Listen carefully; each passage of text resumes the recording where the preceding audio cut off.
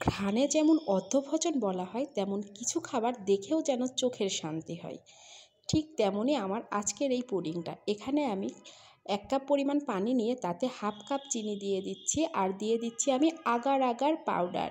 এখানে agar agar পাউডারের বদলে কিন্তু জেলেটিনও ব্যবহার করতে পারবেন।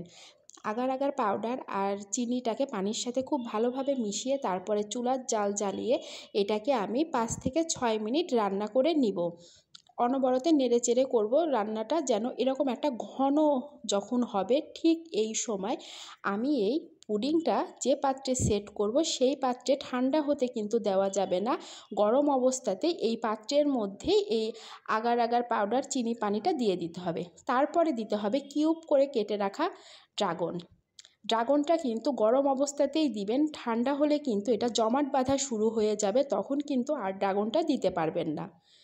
এইভাবে দিয়ে এটাকে ঠান্ডা হওয়ার জন্য রেখে দিব। একদম যখন রুম টেম্পারেচারে চলে আসবে ঠিক এই সময় ঘণ্টাখানিকের জন্য আমি নর্মাল ফ্রিজে রেখে দিয়েছিলাম।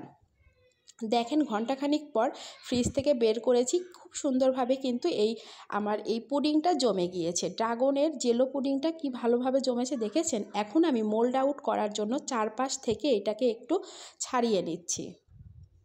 আমি প্রথমেই বললাম না, কিছু খাবার আসলে চোখের শান্তি, ঠিক আমার এই ড্রাগনের পুডিংটা ছিল এইরকমই একটা জিনিস।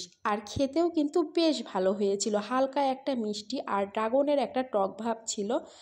আর দেখেন কি সুন্দরভাবে জমেছে আমার এই জেলো পুডিংটা। আমার বাচ্চা কিন্তু এটা খুব পছন্দ করেছে, আর বাচ্চারা কিন্তু একটু কালারফুল জিনিসটাই বেশি পছন্দ করে। আপনিও কিন্তু বাসায় একবার তৈরি করে দেখতে পারেন। দেখেন কতটা পারফেক্ট হয়েছে।